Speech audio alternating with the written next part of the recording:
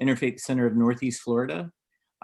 We are a local nonprofit that seeks to be leaders on building mutual understanding and curiosity and bridge building among diverse faiths in Northeast Florida. This event is now in its 4th year. It's our 2nd year doing it virtually due to the pandemic, which hopefully we are on our way out of. But it's so good to see all of your faces, and really do hope that we can reconvene for the 5th annual Jewish-Muslim Dialogue next year in person. This has traditionally been a collaborative effort of education and discussion with leaders from both the Jewish and Muslim faiths in the Jacksonville area in Northeast Florida. And again, we've typically done a shared meal, and obviously a little tough to do virtually, but again, in 2022, we hope to reconvene that really wonderful event. But today's going to be a wonderful event. We've got a program that will be led by Rabbi Jonathan Lebliner of the Jacksonville Jewish Center, and Dr. Parvez Ahmed, who is a board member of the Interfaith Center. We're also delighted to have Reverend Greg Kaufman from the Kettering Foundation to moderate the discussion, and I'll introduce him in just a few moments. So if you're just joining us, again, this is the Democracy, Diversity, and Faith Dialogue. And we're gonna do just a little bit of housekeeping here, and then we'll get started. So we're gonna run till about 4:30, and in about 30 minutes or so, we're going to break out into groups and have a smaller group discussion, and then we're gonna report back. And I just want you to know that not only do we hope that everyone participating in the group discussions can participate and learn from each other, but we as the Interfaith Center, we incorporate this in all of the work we do. And so we're looking, this is a dialogue, it's a two-way dialogue, and we really want to hear from you and make sure we're incorporating what's near and dear to you. So in just a few moments, or in just a little while, guests will be virtually transferred to smaller breakout groups. I think we're all pretty used to Zoom at this point and know what that looks like, but just in case, I'll just share what that looks like. Each group will have its own moderator and questions to stimulate group conversation. After about 25 minutes of discussion, we will rejoin the main meeting room, and each moderator will provide some insight into the dialogue that was had and some of the questions that were raised, and any tensions that we could all then further break out as a larger group. We will then hand it back over to Rabbi Lebliner and Dr. Ahmed and Reverend Kaufman to conclude today's conversation. When we're in the main session, just a little more housekeeping, everyone will be muted until we move into the breakout groups, and then we will unmute you. But if you have any questions for organizers of the event or any questions for speakers, please use the chat function, and we will be monitoring that, and we will elevate questions at the appropriate time. You may wish to change your screen view to speaker view to better view the current speaker, or use gallery view that enables you to see everybody here. I go for gallery view. I kind of like the Brady Bunch look, or Hollywood Squares. We will be recording the main conversation, and this will be posted to our website, just an FYI. And the recorded setting will be mostly in speaker view. However, if you do not wish your image to appear, just please use the stop video icon if that's something that you wish to do. Again, I'd like to thank everyone for joining us today, and a special thank you for those of you who assisted in developing this program. I know I'm going to be leaving people out, but I do want to do just a special thank you to the Interfaith Center Executive Director, Emma Amos, for all the hard work she did in putting this together. And Emma, anyone else I'm leaving out, if you wouldn't mind kindly dropping a thank you to them in the chat. We hope you find today's conversation and dialogue enjoyable and meaningful. With that said, I do hope that you'll take some time to find us online. Some of the most for different events that not only what the Interfaith Center is doing, but also many of our places of worship and faith-based organizations around the Jacksonville area. You can find us on Facebook and Twitter for the most up-to-date announcements, and do hope that you'll join us for future events. So at this time, I'd like to now introduce our friend, Reverend Greg Kaufman from the Kettering Foundation. He's going to lead a great conversation. And again, if you have any questions, anything at all, don't hesitate to leave it in the chat. All right, Greg, without further ado, I'm going to hand it over to you. Thanks, Joey. I really appreciate it. I'm honored to help facilitate a dialogue between my good friends. Alexis de Tocqueville conveyed his perception of the relationship between religion and politics in his 19th century book, Democracy in America. Slightly paraphrased, I quote, "The preservation of America's religions is one of the most important tasks of democratic statesmanship. Religion should be considered the first of America's political institutions."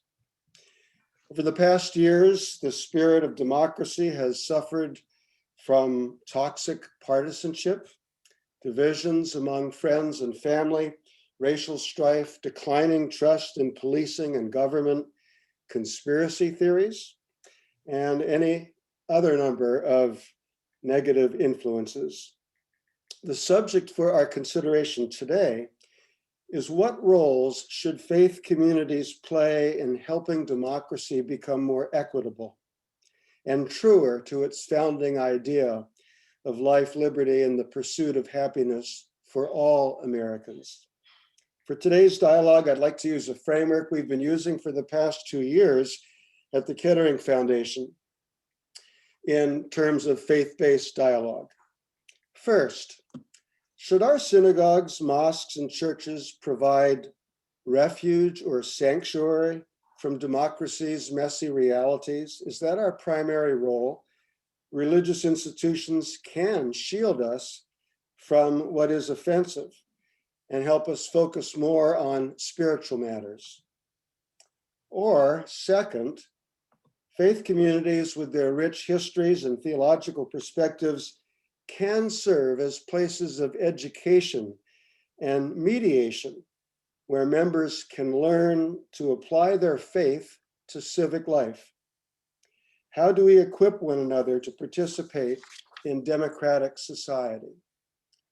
And finally, a third approach to this: should faith communities play a more prophetic role? Again, drawing on their respective historical traditions by speaking truth to power. What religious values could be used in dialogue between religion and politics? Speaking of values, recent scholarship suggests religious institutions contribute to promoting inclusivity, opportunity for disadvantaged persons and minorities, and a shared sense of community in American life. As well, it is possible for faith communities to be political but nonpartisan as we respond to the urgency of current events, like the January 6th assault on the Capitol, the recent verdict in Minneapolis, and the changes in the federal administration. So with that context set before us, let's get started. Jonathan and Pervez, let's begin. I'd like the two of you to speak to that first approach to the relationship of religion and society. How do you assess the advantages and the drawbacks or trade-offs of religion as primarily refuge or sanctuary from the messiness of the world? Either of you. Parvez, do you want to go first, or? No, go ahead, Jonathan, please. See how polite they are.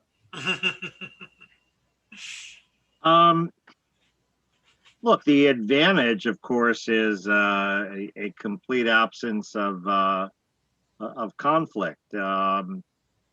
One can go into a kind of sheltered sanctuary in which you withdraw from the world, and that there is, I think there is in every major faith tradition at least one, if not more,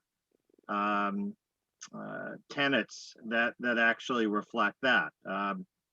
to retreat into an ascetic, monastic, to go into the desert, to withdraw. So there, whether it's Judaism, Islam, Christianity, there are those who, who seek that kind of reality, or shelter from reality. The problem, of course, is that it also is promoting irrelevance.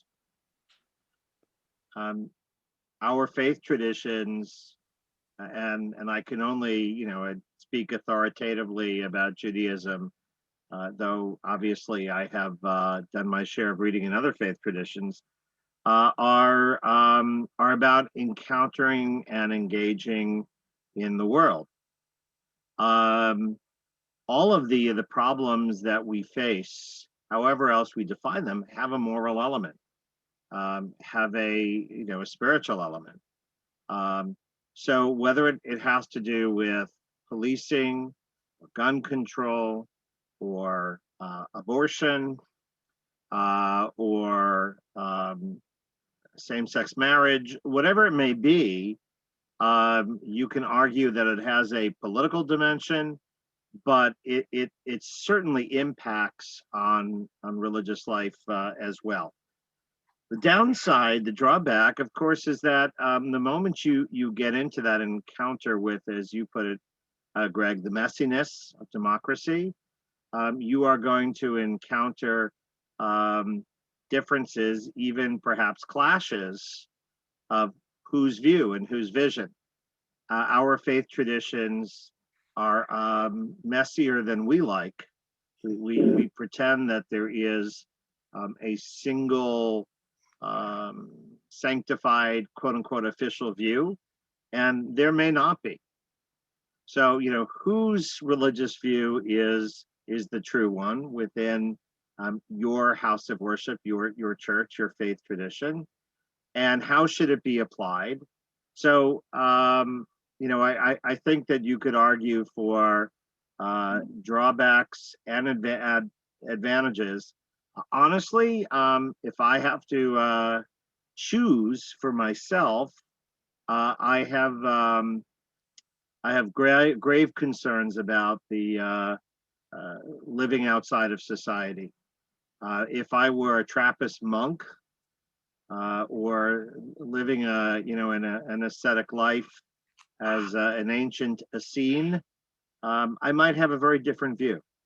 But I don't withdraw from the world, and the congregation that I serve certainly hasn't withdrawn from the world. So the price of irrelevance for solely and strictly being a sanctuary may be too high a price for avoidance completely of conflict. But it certainly is a danger. Okay. Parvez, how would you respond? And in the Islamic tradition, are there those who strongly favor this kind of sanctuary? So thank you, Greg, and thank you, Jonathan, for starting off with that wonderful conversation on this. I'm going to extend a little bit of what Jonathan was talking about. We are in the month of Ramadan right now, and we are about to enter the last 10 days of Ramadan, which is a special time in the Muslim tradition, because the last 10 days of Ramadan also brings with it a tradition of retreat from the world, where many people retreat to the mosques and spend the last 10 days, all 10 days, and days and nights at the mosque in contemplative worship. Of course, with the pandemic, that is severely challenged right now, although some mosques are using some form of a social distancing retreat programming, but it is severely challenged, and only for those with full vaccinations. So there is built into the religion an element of retreat to a sanctuary space during specific times of the year, during specific periods within religious tradition. But for the rest of the year, the remaining 355 days, it is exactly the opposite. It is much more of a vigorous engagement with the society around us. From an Islamic tradition, the way I often describe it, if you look at some of the fundamental pillars of Islam that we talk about, such as prayer, fasting, pilgrimage, they're all done in conjunction with society. None of them are just purely individual acts of worship. They all have a social component to it. For example, the prayer is more often than not done done in a community. It's a communal prayer. You worship with others, and when we worship, one of the refrains we ask God for is "Bless us, not bless me. Guide us, not guide me." So there is an element of community and a communal spirit that permeates the religion. The last point that I will make about the understanding of or the engagement with society, even when engaged in spiritual work, is the very first historical incident that provides us what we call the birth of Islam. The founding story is that Prophet Muhammad was in retreat at a cave near his town of Mecca.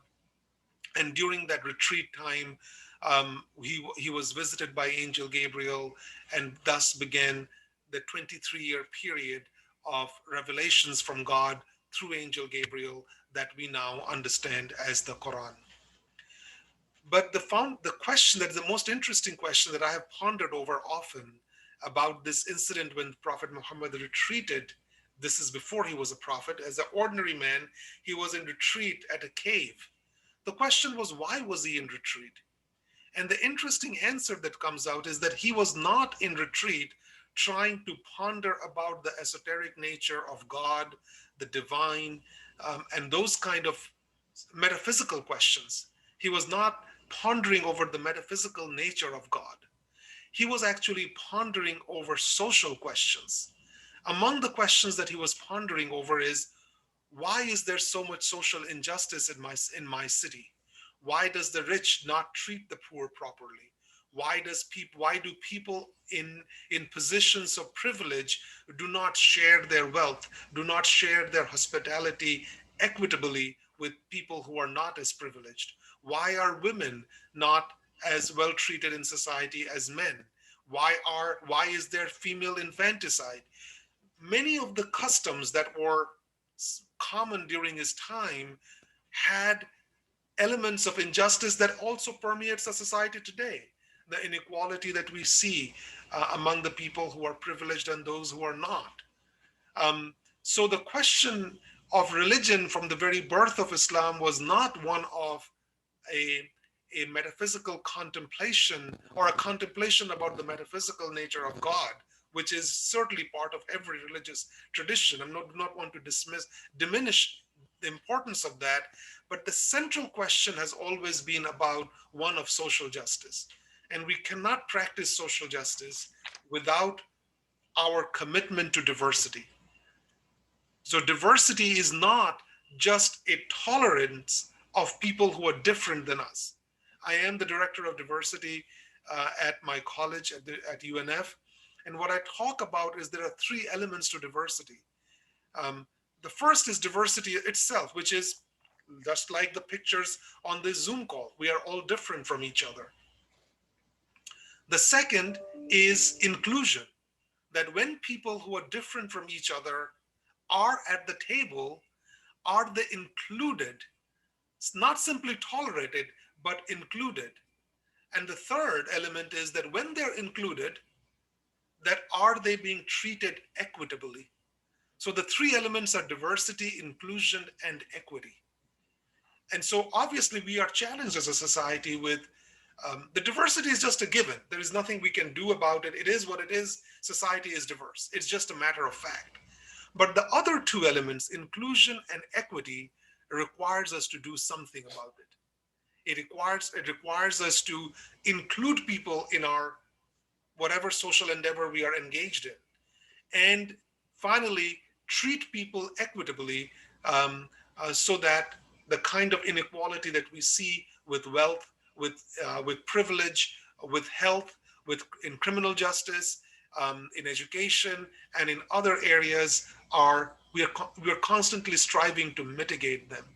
So to fully embrace diversity, we have to fully embrace democracy. How else will we adjudicate our differences amongst each other in a diverse society? How else would we move towards inclusion and equity if we do not fully embrace diversity? And today, the threat that Greg talked about that is coming towards democracy, whether in the form of the insurrection on January 6th or the plethora of voter suppression bills that are rocketing through many legislative houses, including our own in Florida, many of them is actually, many of that is happening actually because people are unwilling to embrace diversity. So our threat to democracy is linked to our inability as a society to fully embrace diversity, which is, again, including the two forms of inclusion and equity. Where we are probably most challenged is the third area of equity, but we cannot get to equity without inclusion, and we cannot get to inclusion without diversity. Well, thank you both for considering that first approach of religion. Greg, as just refuge. just one thing I did want to add very briefly, because I know we want to try to stick to a framework and a schedule. But one thought that did occur to me is that there is a huge difference between withdrawal for the kind of contemplative life and a withdrawal because of fear of conflict. Not wanting to engage because it's just easier to be complacent. And there is a time when the role of religion is to comfort the afflicted, but just as much to afflict the comfortable, to afflict the comfortable. So I do want to just add that caveat that though every faith tradition may have a contemplative branch to it, that sort of contemplative life is not simply predicated on an unwillingness to engage with people because you are fearful of a clash or because you like to be complacent. From my limited experience of those who lead contemplative lives, they are very far from complacent. So I think that's an important distinction to add. Yeah, that is a helpful distinction, and that distinction actually leads us very nicely into this kind of second distinctive approach to addressing this issue of the role of religion in democracy, and that is, how do we actually do the kinds of things that both Jonathan and Parvez are suggesting?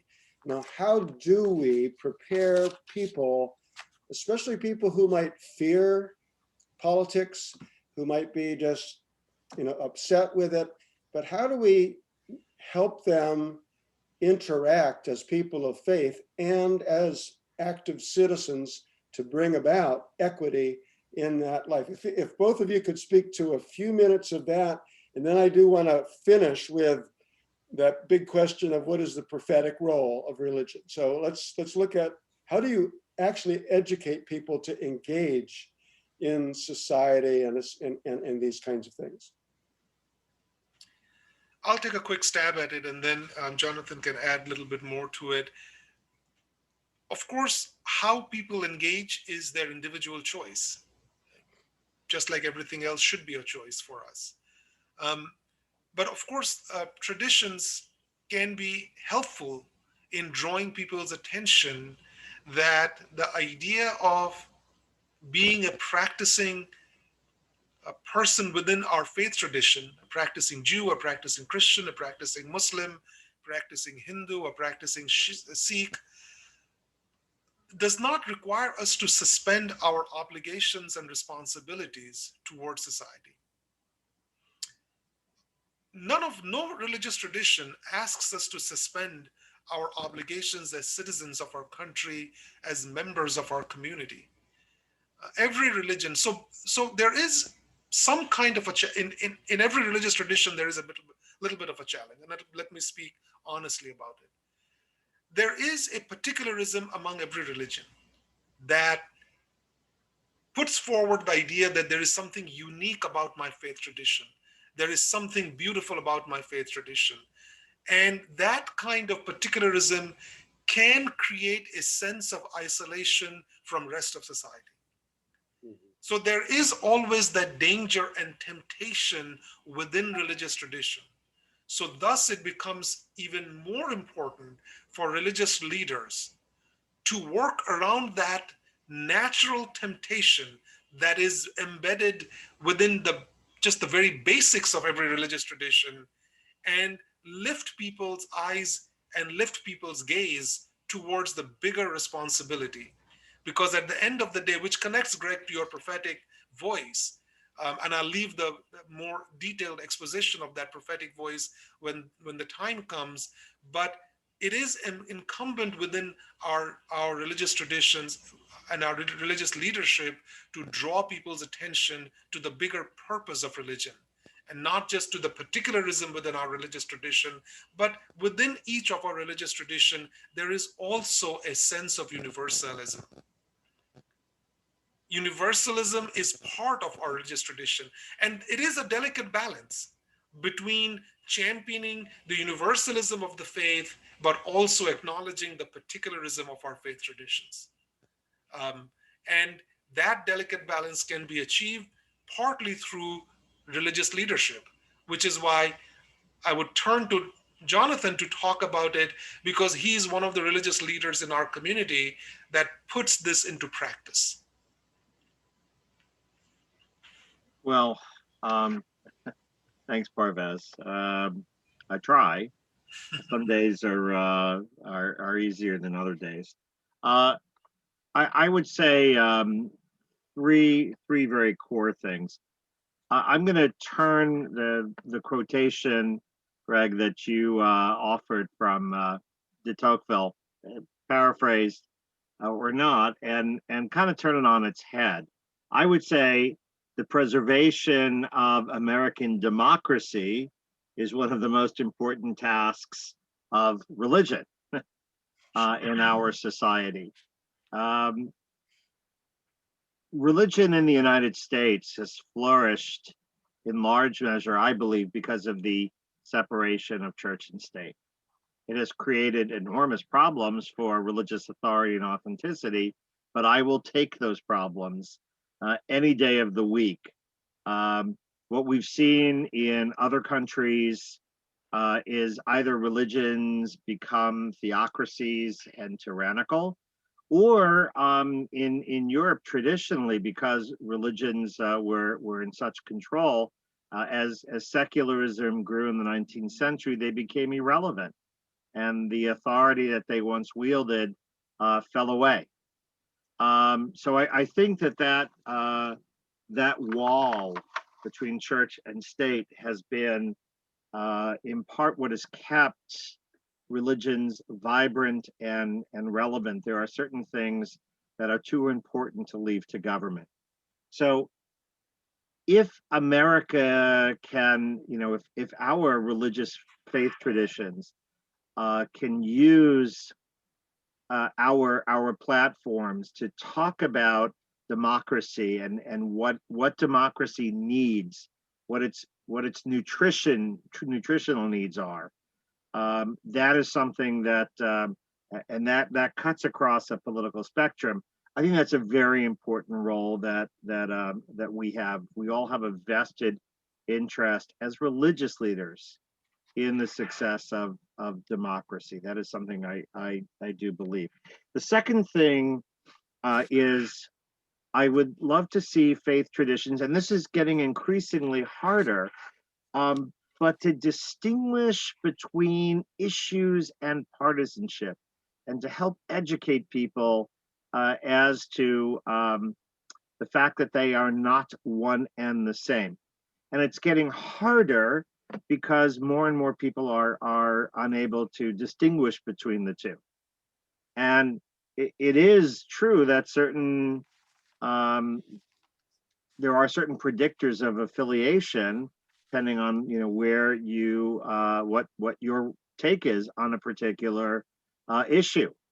But at the end of the day, we have to also see that beyond that, there still is daylight between partisanship and issues.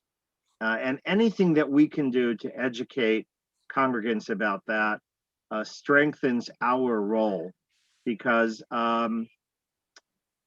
as I know from personal experience, when somebody agrees with a stance that I've taken, I'm so glad that you spoke out and showed what the authentic Jewish view is. And then 3 congregants down the line, Rabbi, your sermon was simply too political today, which is code for I didn't agree with you. Nobody has ever said to me, Rabbi, I so agreed with you. It was such a political sermon. So the word politics has a dirty, a dirty connotation to it, but only when you disagree with the sermon. And it's very interesting to me to see, what issues are deemed political or not, and there's no consistency applied to them. So anything that faith traditions and houses of worship can do to help people consider that there may be a difference, a values-based difference on addressing an issue, and the fact that it may also have a partisan component to it, but that's irrelevant to the address of the issue. Right? When I speak about issues, I am quoting Jewish sources. I am quoting the Hebrew Bible, the Talmud, the rabbis. I might quote George Washington or Abraham Lincoln. I am not quoting the head of the GOP or the head of the DNC. I am not quoting Governor DeSantis versus former Senator Bill Nelson.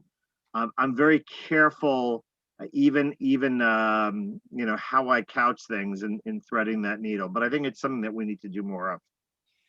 And finally, to just echo on what Parvez said, I think we do have to help educate people to see that balance between the particular and the universal.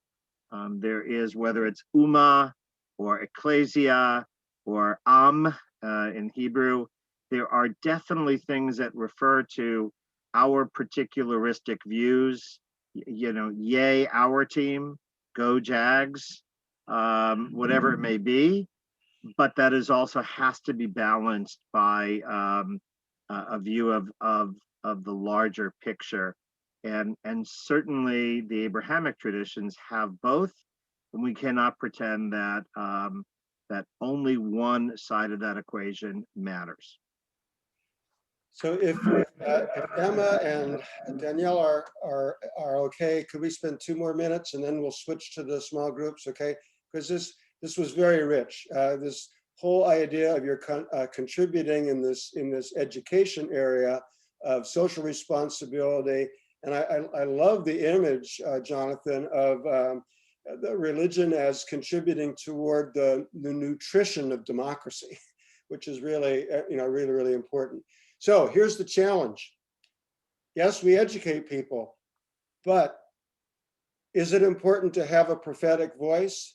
And is that prophetic voice linked to being political? And does that cause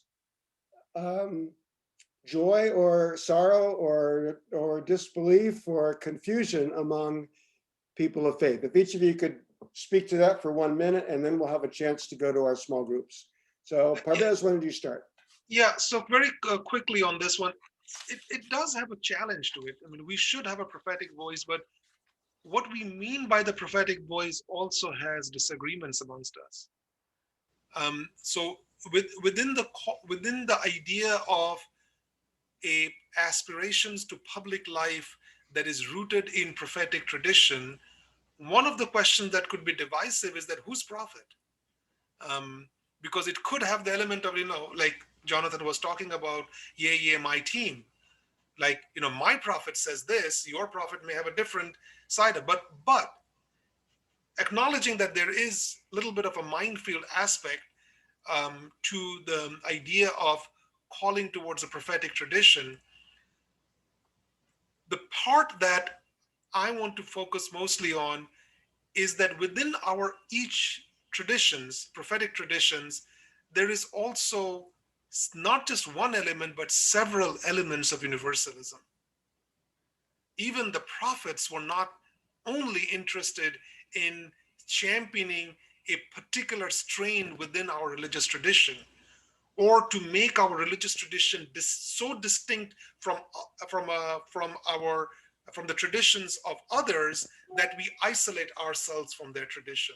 So in the Islamic tradition, people of faith are often Jews and Christians are often described to as people of book, meaning people who have a prophetic tradition.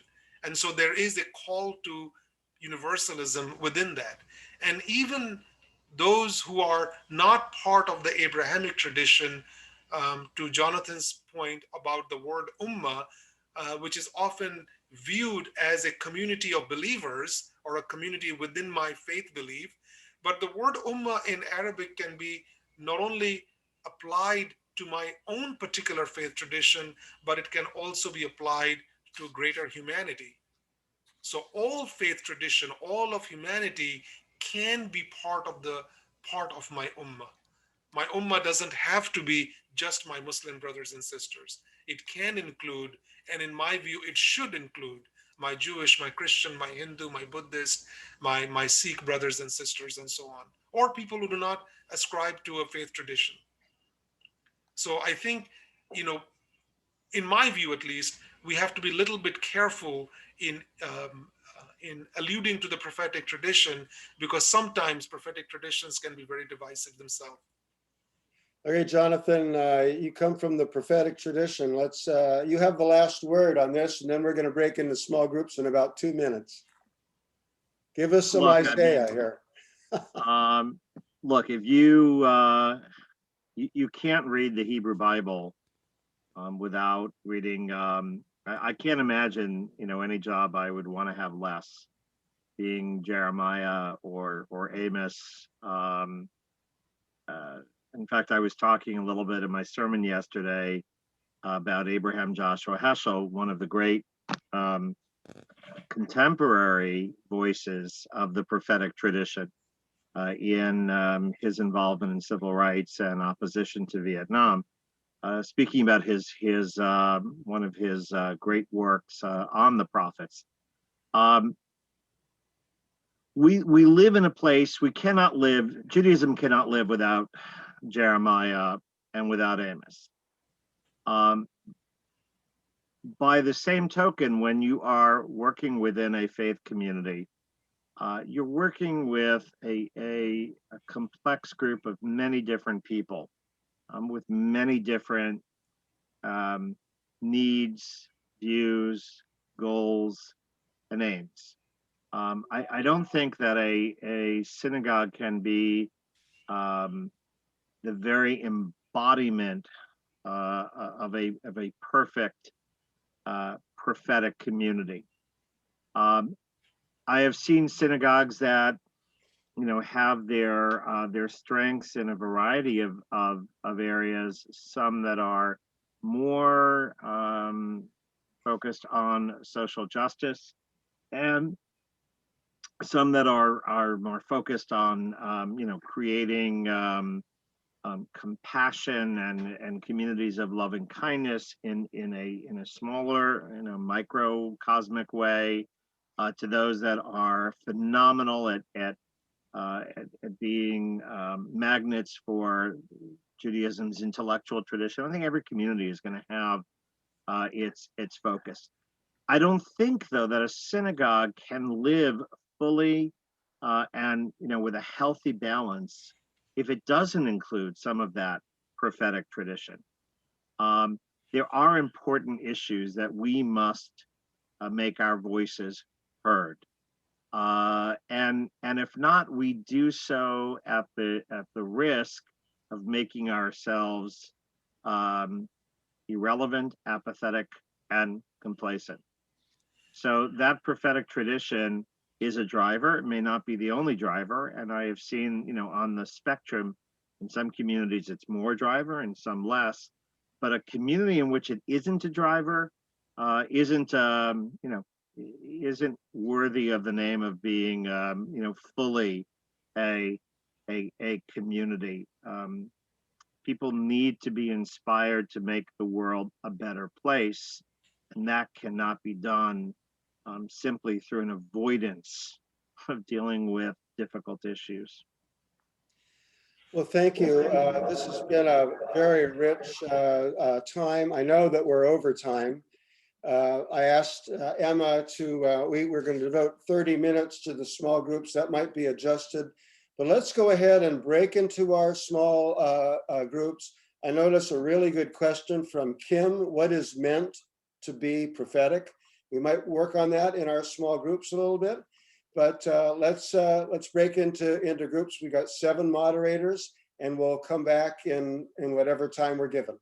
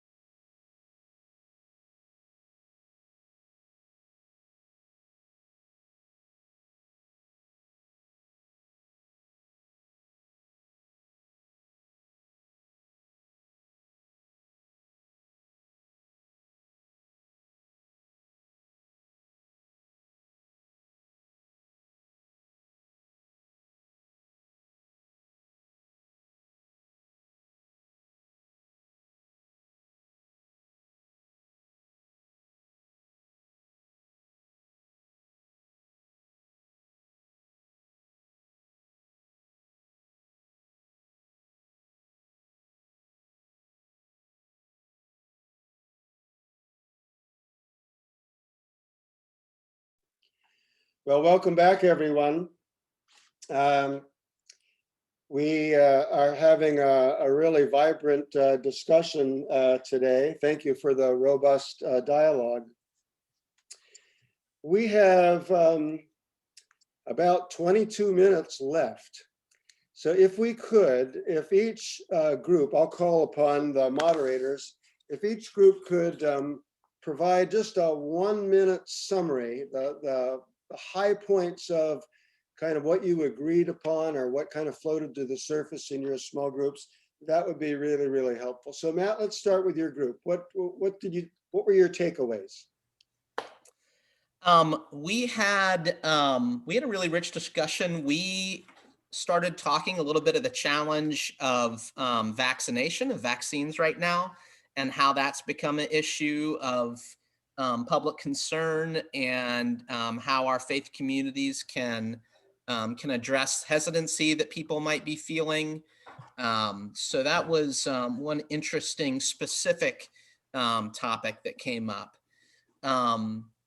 We talked a little bit about the different images of refuge, mediator, and prophetic voice.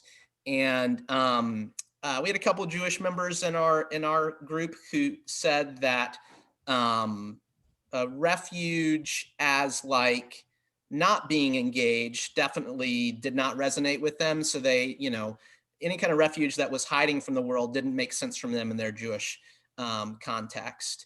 And we also had Sukbir from the Sikh community who spoke a little bit about the Sikh commitment to justice and how that meant that we should be engaged in the world and helping those around us.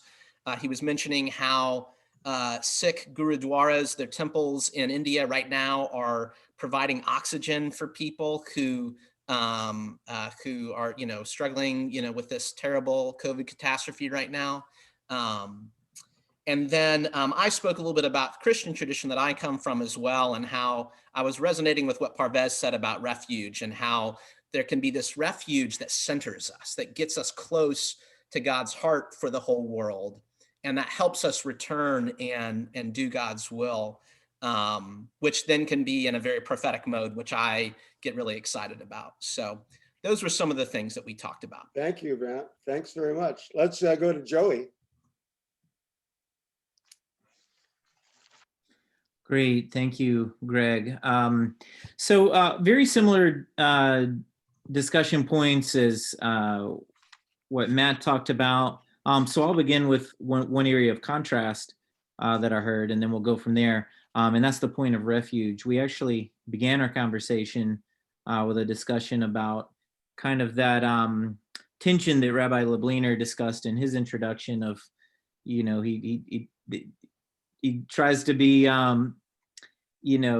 speak when it's time on political matters, but it can be, depends on the day, I believe is the way he worded it. We had some members of the group that brought up, of course, we want our faith leaders and clergy and our places of worship to be engaged civically in the community and to speak out. But also we discussed how, being a place of worship, being a place of refuge is so important to so many and of all different faiths, and listed some examples of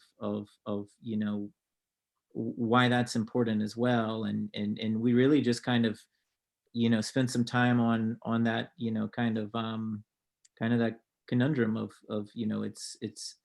it's a little from column A, a little from column B.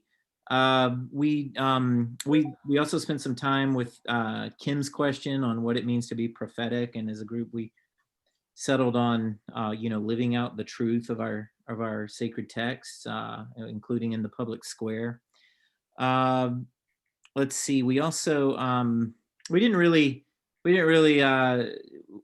did discuss some about the mediator versus refuge versus being prophetic, but I think we didn't really go around the board on that one. But one thing we did discuss was we were talking about some of the places of worship in the African American community doing a really great job on what we view as the mediator aspect of, and that's not telling you who to vote for or making it partisan or Democrat or Republican, but ensuring that people go vote.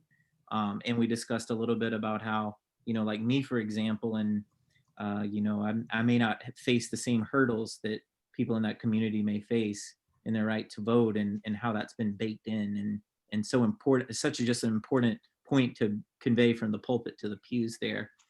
And then finally, we were really getting into it in the end, and we got cut off. But we, we were just someone asked, well, what do you do if you hear something you don't agree with from your pastor or rabbi or imam? And we're kind of we were unpacking that and probably didn't reach a conclusion, but I think the value that we all shared was that there needs to be You can have disagreements. You can, it sounded like everyone agreed it was okay to take a position and to speak out. We were okay with that.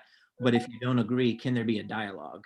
Is there, or both people on either end of this conversation, you know, open to receiving the other person's point of view? And if not, then that's where, you know, you can run into the trouble. Well, I think I'll thank you. leave it there, but very great conversation. Jonathan, we were saved by the bell in group 2 there. So we'll be in good shape. Let's go to Alex. Actually, I was the moderator for our group Okay, rather Emma. than Alex. We had a lovely discussion, and I think we all agreed that all of those different options are important, that at times you need the religion to provide the refuge, but really education and mediation should be part and parcel of that, and at very important times that prophetic voice provides that education and that mediation. And we need that because we seem to be at a crisis at the moment. We need to find ways to be more inclusive and work better on our equality and find options to show both our congregations and our communities our similarities, rather than concentrating and harping on our differences. And that when we do get together and are able to speak, we do find that there are far more similarities and differences, and that these are all, you know, challenges, and that utilizing all of those three options is probably the best way to go about it.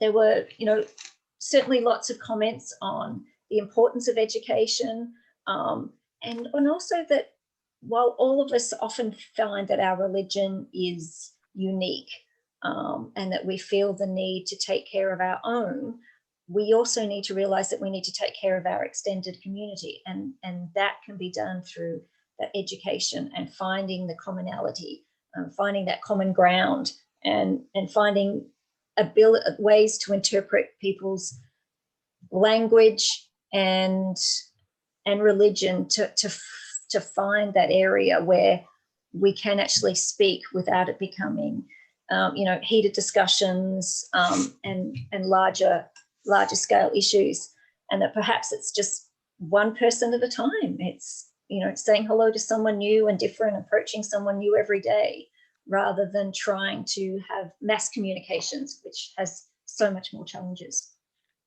Thank you, Emma. Kim, is Kim here? Oh, yes. Or is this Kim? Yes. Okay, Kim. Okay.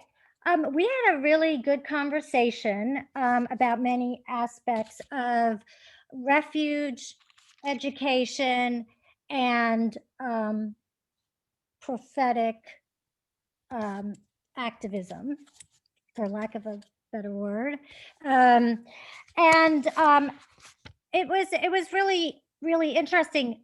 And they said that, and please chime in, any of the people in my group, if you have something to add, that you can't really have activism without educating people. You want everyone to be on the same page. Of course, no two people are going to agree on everything, and certainly a whole religious community, not everyone is going to agree with everything, but education is important to try and get as many people on the page as possible, so that you have to have the education in order to be able to do the work that the faith requires of us.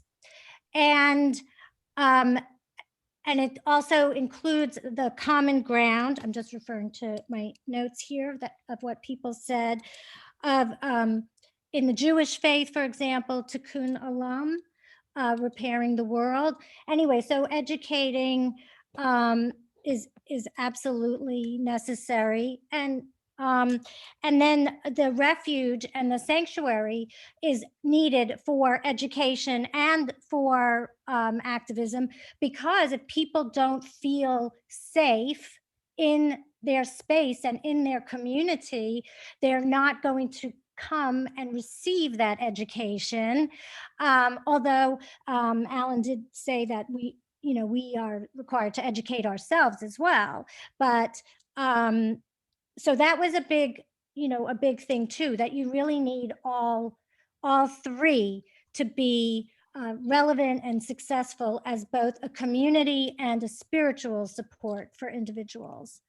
And that, and then somebody else asked the question about how do you reconcile the prophetic action with the community building. So because there's likely to be more discord in activism, which goes against community building, but that's where the education, I think, comes in. That's my personal thing. But again, and lastly, somebody in our group mentioned that working on personal growth impacts the larger world, because if you've internalized some of the teachings of the religion, then your actions change and your outlook changes, and that impacts the world in a positive way, as well as the group performing actions. Just the act of working on your own spiritual self works to improve the world as well. That's it. Thank you. You're So welcome. I need to defer to Emma. Is there a way we can extend this? Oh, yes, that's fine. We're If going, anyone needs to really go at 4:30, you can, but I think we probably need about 15 more minutes. We have 3 more groups, and then we promised Jonathan and Parvez concluding comments. So Jonathan, what was your group? Who was going to report for your group? I think Michelle had kindly Okay, taken on that task. go ahead, Michelle. Oh, she needs to be unmuted. Okay, great. Thank you. So Jonathan helped us get set up first by positing this question. When you think about your faith identity and your connection with your faith, do you do it through the lens of faith, citizenship, and philosophy vis-a-vis is your community refuge, mediator, educator, or prophetic? And so I answered first, and my position was that I see the faith community as one in which, since I've been part of 2 faith communities, Judaism and Christianity, that it's a place of home through mediation and education, whereby there's an opportunity to create a lowering of bias and conflict and create a place of refuge. I didn't really address the prophetic component, but that was discussed a little bit later. And so Jonathan then brought up, what if you were in a community? And we talked about, our conversation was a bit more overarching and global in terms of looking at an institution. What if you have a synagogue that wants to take a position regarding something like immigration? And there's a component that is interested in actually having some activism, some hands-on, bringing in a family. And so, we talked about that and what that means in terms of how do you handle the conflicts that might arise from different components and subgroups. Does the synagogue back off from that commitment? How do you address that? Karina added some from her own experience as being an immigrant and also being from, I guess, a Hispanic background. I didn't get that, Karina, but what it means to kind of view immigration through the lens of the individual person, the family, that when an institution like a synagogue or a church or a mosque is addressing this corporately, that it has to drill down also to its relationship with other human beings.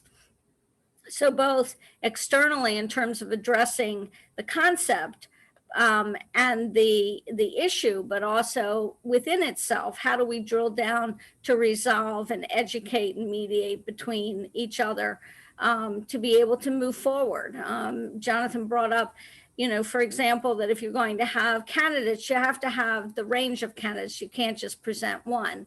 But also, does educating a community also have an ulterior motive? What is the goal of it?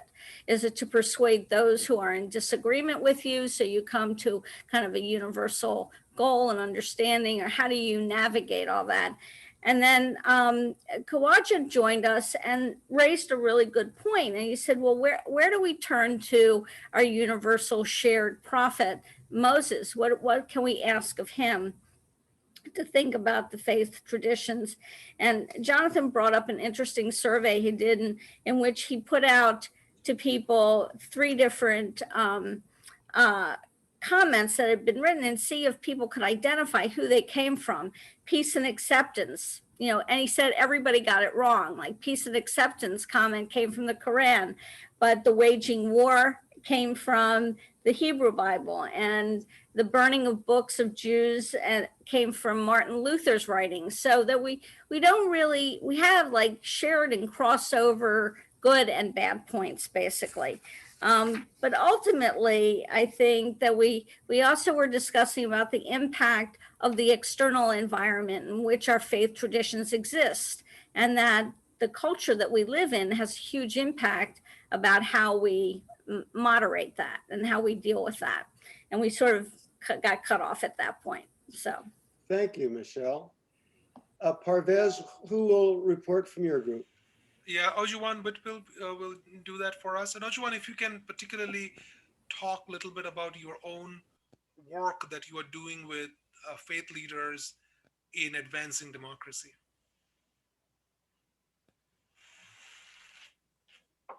Sure, absolutely.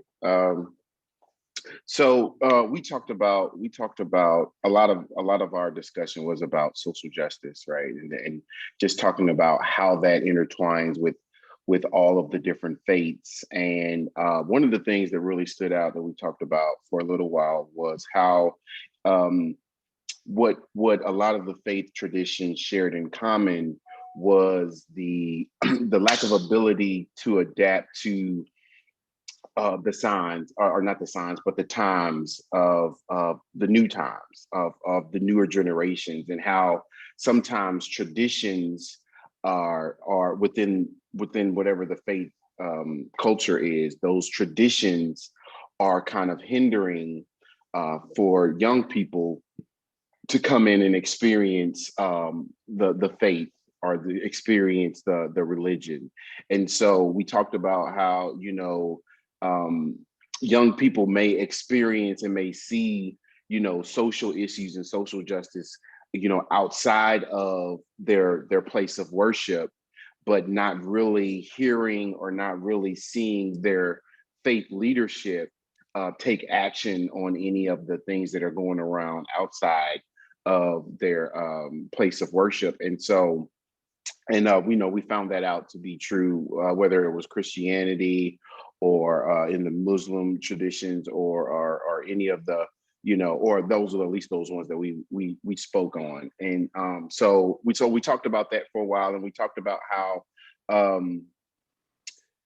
that sometimes the tough dynamic as far as joining different religious backgrounds on speaking on one particular issue. Some of the dynamics may be difficult because of certain traditions, or because of there's certain lines that people won't cross. So sometimes that may cause conflict, and it's a difficult dynamic for a lot of different leaders of faiths to come together to speak out on certain issues because of those dynamics. So we talked about that, and we talked about just being able to be a good person, and not only just be a good person, but to go out and to help people, and just be good and to help people.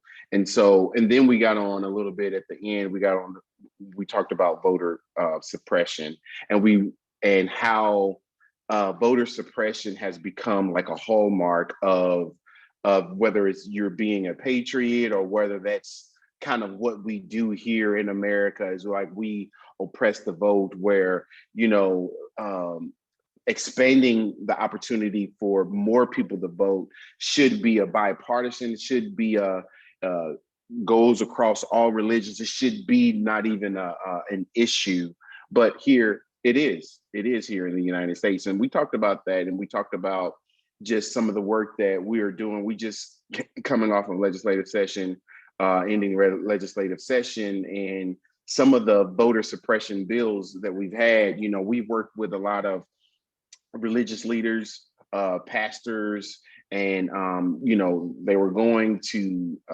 public comment, speaking out on these voter suppression bills. We've held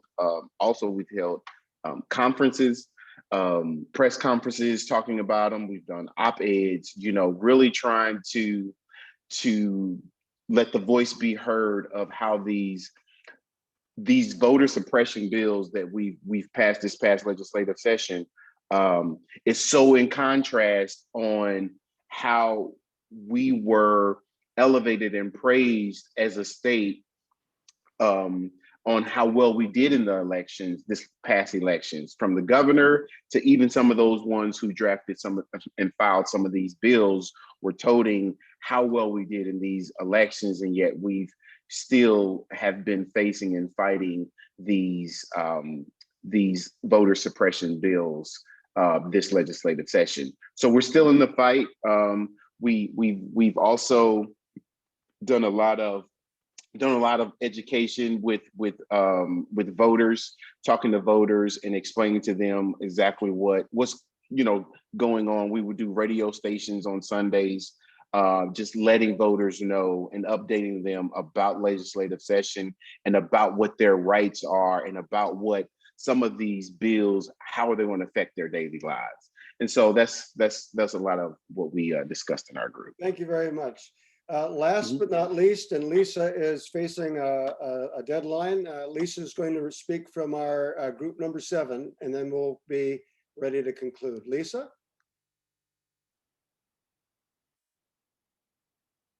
Can someone unmute Lisa? Lisa needs to be unmuted. There we go. Okay, there we go. Hi there.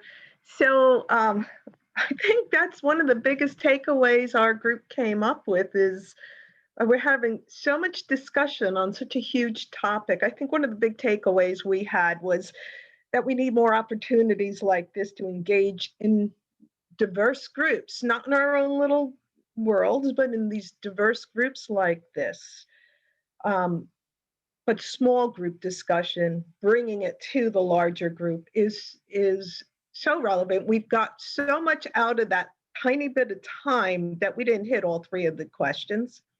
And I don't think you could fully wrap your head around all 3 of those questions in a matter of 20 minutes or something anyway. But we've kind of focused on democracy and, you know, and how is that working in our religious communities? That's basically what we focused on.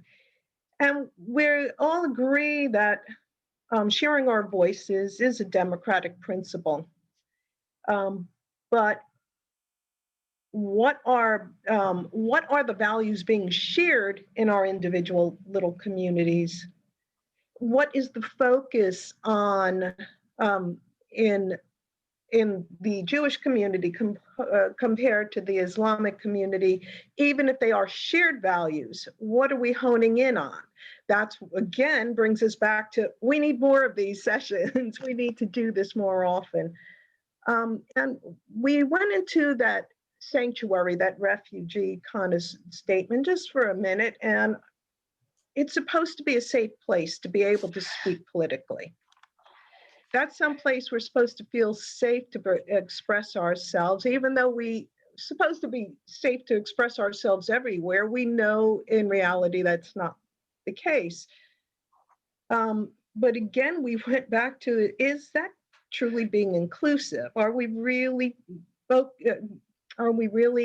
including the thoughts of our neighbors and the other people that we live with? And we said, well, what are some of those shared values? It's fairness and compassion, sanctity, civil conversations across the religions, equity, inclusiveness, and the list goes on and on about all the things that we thought that a democratic society should include. And about them speaking out in our own individual religious communities, we said we feel that it's great that we can speak out individually in our religious community. We have a great clergy that I think does a fabulous job of that, and we all agreed on that. And I hope he's smiling inside. Our whole group agreed on that.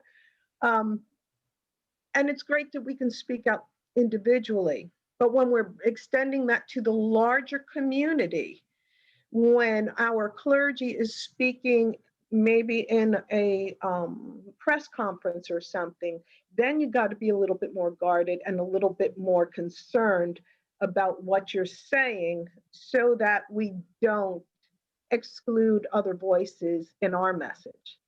And that's basically as much as we were able to get to this afternoon. And thanks so much. Well, thank you. I am going to say thanks for having me as your facilitator and moderator. And if any of your communities would like to learn more about deliberative dialogue, I'd be happy to come and help. But Jonathan, you first, a minute some, and then Parvez will end us. Thank you. I want to also thank Reverend Kaufman. Greg, thank you so much. And to Emma and my assistant, Danielle, for really being behind the scenes with putting this together. So thank you to the both of you, and always to Dr. Ahmed, to Parvez. It's always a pleasure to share any forum, with you. I go back to my take on de Tocqueville's quotation. In our day and age, that to me is perhaps the most important thing that we can do in American society, is for houses of worship, for faith communities, to help guard a robust democracy. And that is not only because it's consonant with at least my read on what's best for faith traditions, and what's but also what will guarantee us our ability to practice our religions freely in the future. So that's an area where, at the end of the day, I think self-interest and the interest of the whole coalesce. And I think that's very important for us to remember across the spectrum. I will say the greatest challenge that we face is that today we are not political enough. We are way too partisan, but we are not political enough. And there was a time, I think, where you could actually have philosophical and ideological differences that were rooted in very different views of government and society and self. And I certainly would have, and continue to have, my own personal take, but where you could have a robust debate. Today, even a topic like free and fair elections and fighting against voter suppression has an unfortunate whiff, a taint of partisanship. And that's a challenge that we need to get back to political differences, because the partisanship and all of its ill will and its name calling and it's my team, your team bad, my team good, that actually is the number one barrier to having robust dialogues of substance, and to do so with civility. So I think if we could be less afraid of political dialogue and be more conscious of the really destructive role of partisanship, that it's not about personalities. And you know, I think it was Eleanor Roosevelt who said, you know, great people discuss ideas, in between people discuss events, and, you know, people who are of small mind discuss other people. We need to climb back up to the ideals and even the events, and stop making it about my team versus somebody else's team. And you know, that'll be hard work, but it's, I think, where we need to go, because the stakes are just too high otherwise. Thank you, Jonathan. Rabbi. Parvez. Well, thank you, Greg. Thank you, Jonathan. And thank you to the Interfaith Center, Joey, Emma, and Danielle, and everybody for organizing, and all the participants for giving up a couple of hours of your time on a beautiful Sunday afternoon and engaging in this robust conversation. The way I look at it is that we are a diverse country. Like it or not, this is who we are.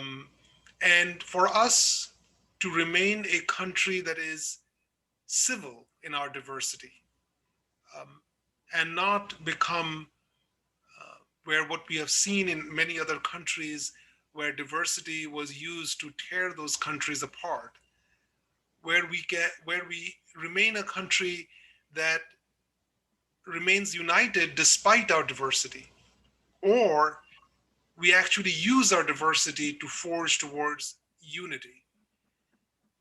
And we are also a society that is religious. We are arguably the most religious of societies among all Western or developed nations.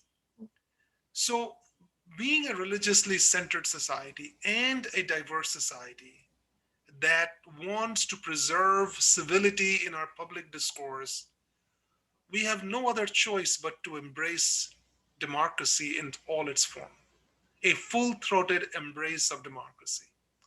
Not just speak up against voter suppression, but also speak up against ways in which the voting is diluted because of gerrymandering or any other ways in which the will of the people and the voice of the people is marginalized. And I think the faith communities have a particular role to play, in my view, because of two reasons.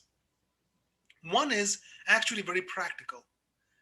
Faith communities have an inbuilt mechanism where people gather at least once a week. Even in a COVID, even in the middle of a pandemic, we still have ways in which faith communities, either virtually or other ways, have been gathering. It is inbuilt that we have a mechanism to share a common space with each other. And because we come together, motivated by our faith, we can then use this common gathering to advocate for our democracy. And then we can link up with other faith communities, as we are doing right now, to find that our yearning for democracy is indeed a common ground. We may disagree on everything, but we can and we must agree on democracy. Because absent of that, it would be anarchy in society. And there are competing models. There are countries and ideologies that are challenging democracy and telling them that democracy is too chaotic. You know, forget about this messy way of trying to make decisions. You know, just elect or just appoint a strong person at the top and let them make all the decisions. And you go and sleep and you enjoy your beautiful little life. That is not an alternative that we should stand for. We should even tolerate even a discussion on it. So democracy, in my view, is the way to strengthen our faith. And we can also use our faith to strengthen democracy. I wholeheartedly agree with Jonathan's inversion of Tocqueville statement that we have to use faith to strengthen our democracy. And we hope that we have taken a small step in that direction in our afternoon's discussion. Thank you, Parvez. Emma? Thank you very much, everybody. I'll be very quick. To Reverend Kaufman for leading our discussion, for Rabbi Lubliner and Dr. Ahmed for your thoughts, and for everybody for joining us tonight. We wouldn't be having this discussion if you weren't here. So we appreciate your time, your energy, and your thoughts, and we hope to see you at another event in the future. Have a great afternoon, everybody. Thank you so much for your time. Bye. Thank you.